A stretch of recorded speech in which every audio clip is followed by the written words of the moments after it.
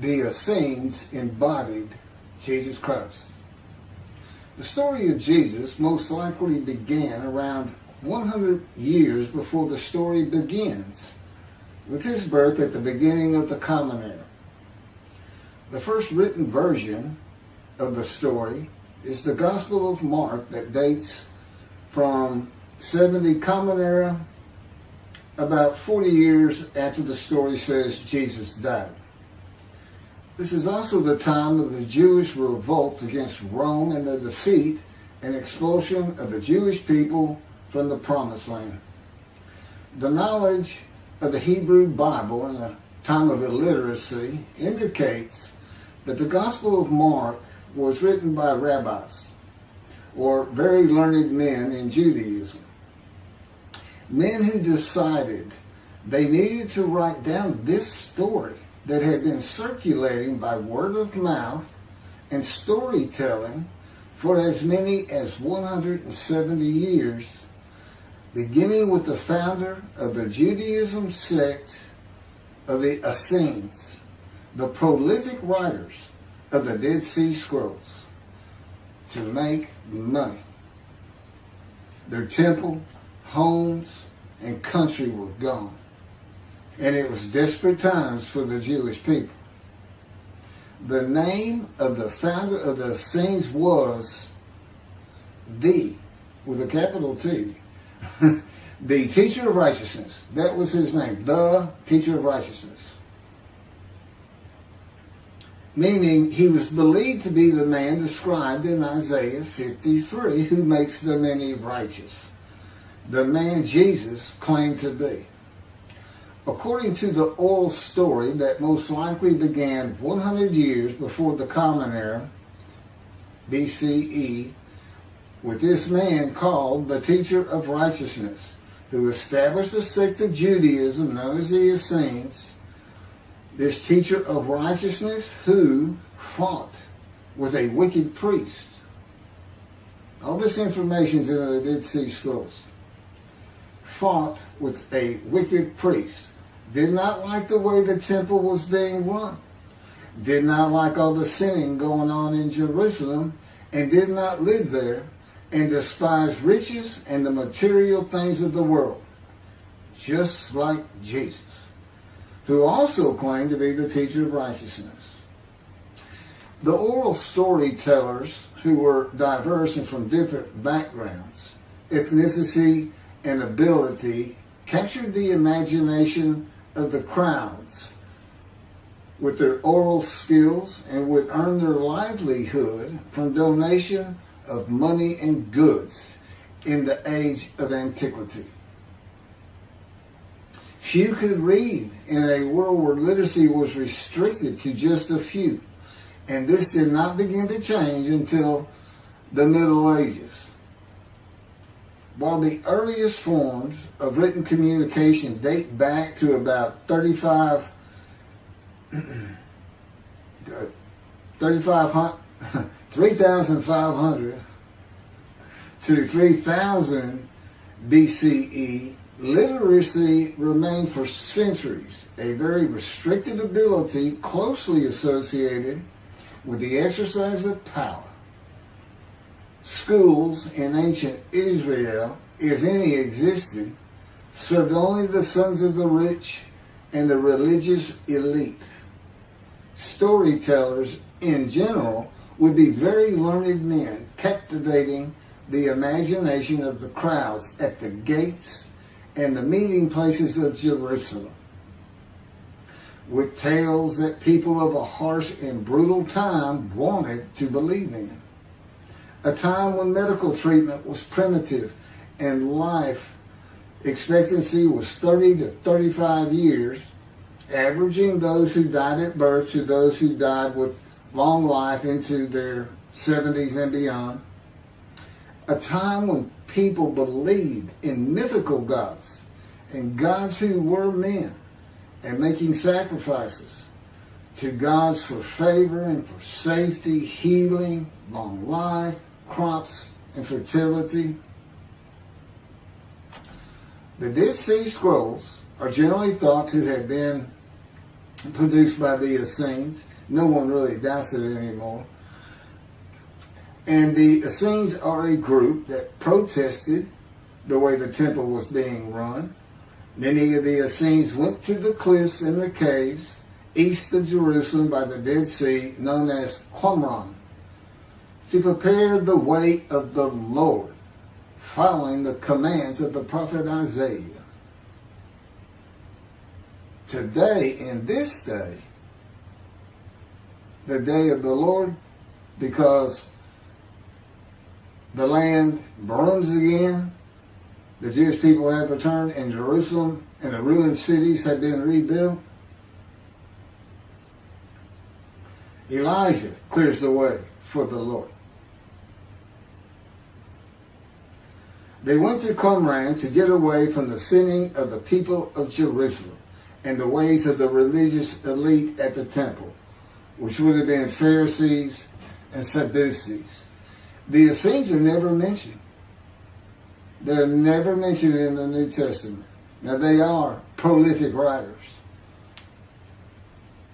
And they had their own gate. They had their own gate throughout the life of Jesus and for 40 more years until Jerusalem was destroyed. And that in 70 Common Era, when everything was being destroyed, that's when they put those scrolls deep into pottery, big pottery, and buried them.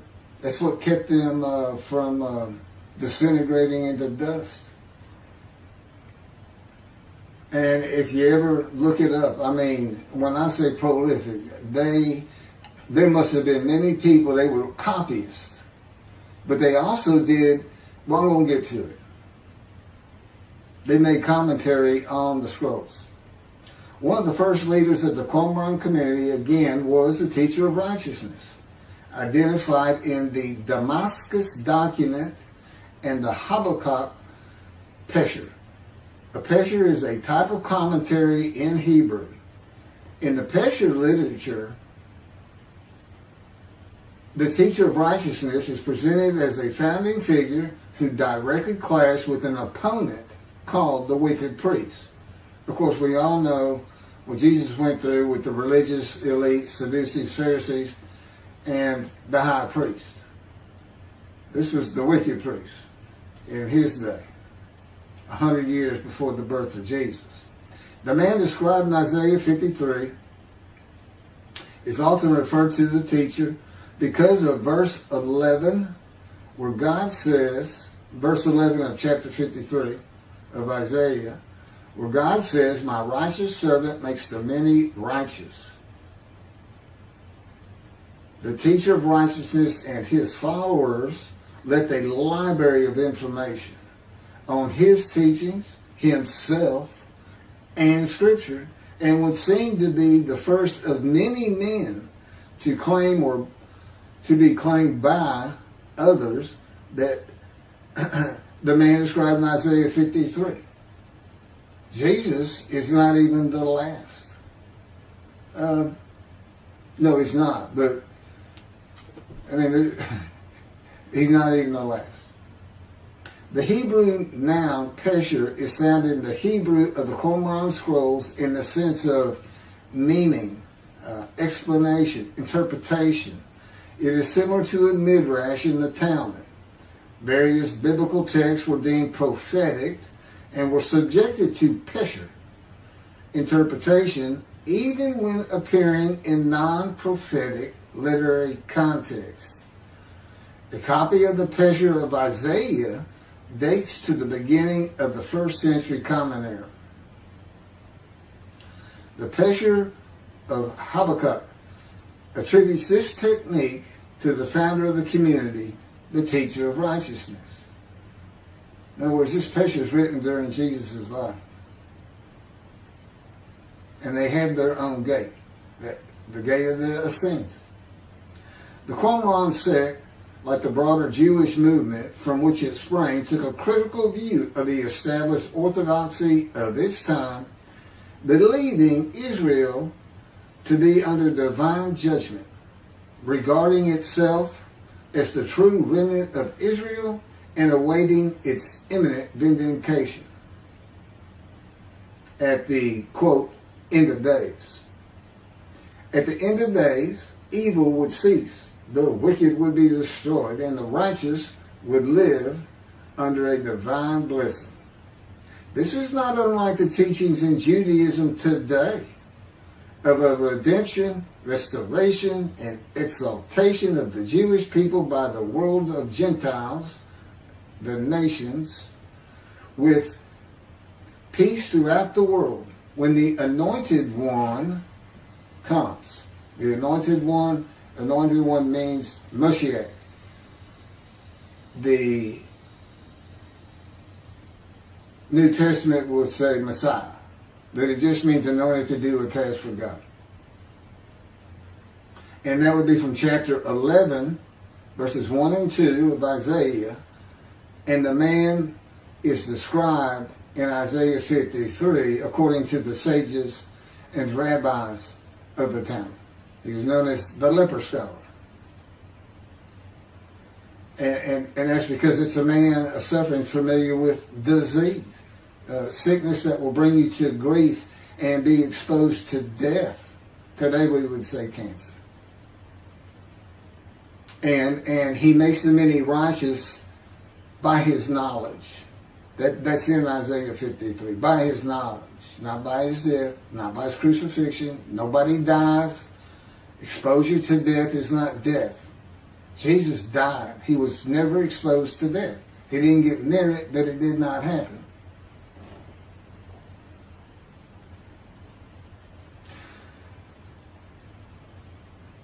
This time that the Essenes were waiting upon, that they thought was imminent, did not happen for them. And it is this teaching that Jews for Judaism uses in the analysis that Isaiah 53 describes the Jewish people as God's righteous servant, as one man, Israel. The persecution of the Essenes and their leader, the teacher of righteousness, probably elicited the sect's apocalyptic visions. These included the overthrow of the wicked priests. Jesus pointed an accusing finger at the high priest and told him, "You shall see me return." Oh, it sounds threatening to me.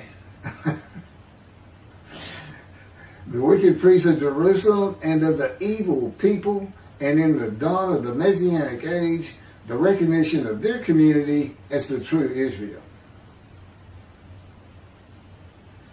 Josephus Flavius describes this sect, the Essenes. This is a man living at the time. People wrote back then, but you can't find anything written by Jesus or about Jesus until after the destruction of the temple. He describes this sect, the Essenes, as one of the main three philosophical sects among the Jews, with a very detailed description. Excerpts from his book, Wars 2, chapter 8, include, this is in quotes, the third sect, which pretends to a severe discipline. These men are despisers of riches, and so very communicative as raises our admiration. And as for their piety towards God, it is very extraordinary. You would think that Jesus would have been in this thing. He fit right in. But again, we never hear a single word about these prolific writers. The other two philosophical sects were the Pharisees and the Sadducees. In the New Testament, the Essenes are never mentioned, as I said. All the stories of Jesus and his clashes with the religious elite of Jerusalem in the New Testament are with the Pharisees and the Sadducees. According to this same Josephus, the name of the gate in the southern wall of Jerusalem at Mount Zion was called the Essenes Gate. Everything about the Essenes says Jesus would have been one.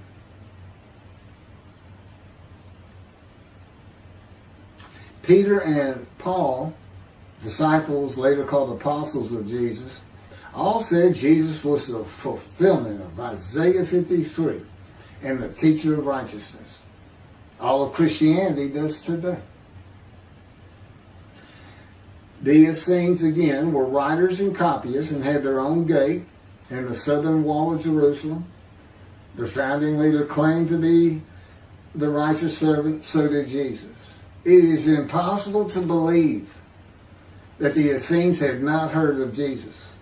It is impossible to believe they would not have gone to Jesus to question him and verify the stories around him and his claim of being God's righteous servant and right about him. Because they believed that their founder was the Moshiach and that the end times were coming. Moshiach, anointed one, described in Isaiah 53. They were great followers of the things Isaiah had to say, and there's a picture written on it during the life of Jesus. It's impossible to believe it.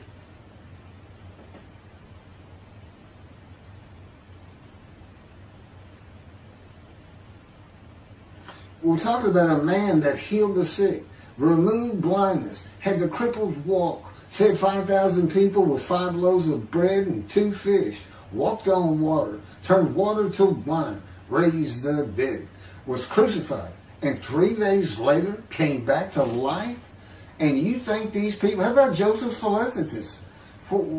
Why didn't he mention that? He talks about the destruction of the temple. He was there. The Essenes were present in and around Jerusalem for 100 years before the birth of Jesus and another 40 or so years after his death at the age of 30 in the first written story of him and his life in 70 Common Era. There is not one word written by the Essenes of Jesus. There is no account in the New Testament of Jesus and an Essene. There are no writings or even a mention of him by a single person or a group that was part of his generation while he was alive. There are no writings by Jesus. And prophets of God, men of God, servants of God had been writing for him throughout the biblical times until he stopped talking to his prophets. The Hebrew Bible ended. The last prophet he spoke to, Malachi. Malachi chapter 3, the last chapter of the prophets,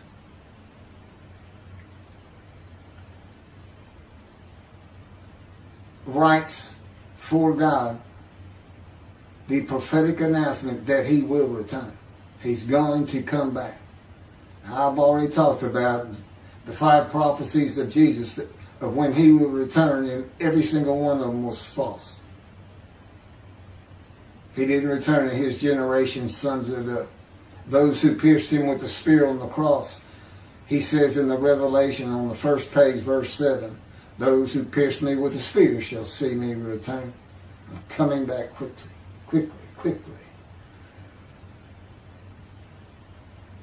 Nothing was written by his disciples. There are no writings by Herod or Pilate or any Roman newspaper, poem, or book of this man who healed the multitudes, fed the poor, walked on water, raised the dead, turned water to wine, was crucified and rose from the dead to human life, and then rose to heaven. That's where he's supposed to be returning from. While there are 3 Gospels under the names of 3 disciples, they are all considered pseudepigrapha. In Greek, that means falsely attributed. Writings which were attributed to authors who did not actually write them. And they were all written long after the death of Jesus, these Gospels, full of quotes and teachings from Jesus himself. Quoted parables, long speeches, Sermon on the Mount, long sermons that could not be accurate if passed by word of mouth. There is only one answer. The Essenes themselves, these writers and the storytellers of the day, had put this story together. And even though the writers of the gospel knew full well these rabbis are learned men of the Hebrew Bible, they knew it didn't really fit. But you know what else they knew? Nobody could verify it. Nobody could check them. Nobody could check them. Now, I just did a video on the deceptions. The deceptive, it covers just Matthew. And there's 3 different stories of him and deceits in every one of them that you can go look up now. You can verify these things that I'm saying. I'm quoting them. I give the chapters, the books they come from. You can see Jesus changed Zechariah, verses 9 and 10, the verses, from riding an ass into Jerusalem and being crucified, as Jesus said all the prophets said of him, to what the prophet actually said. You can go look at it. He said he's going to go and defeat Rome, defeat the enemy in Rome, which in Jesus' time, in Jerusalem, and be king of the world, which at the time would have been the nations of the Middle East. And he would tell them all to surrender. That's actually, that's part of the verse itself, verse 10. And he would defeat the enemy and have the nations surrender and be king from sea to sea, lands into ocean. I mean, you can't get more deceitful than that. You can't lie greater than that.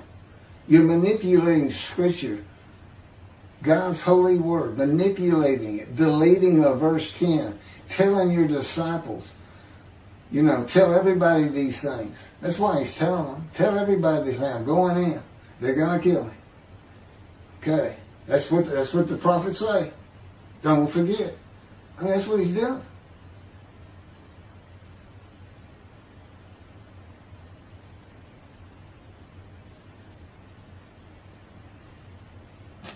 Jesus is a myth. Go look it up. Go look at what a myth is.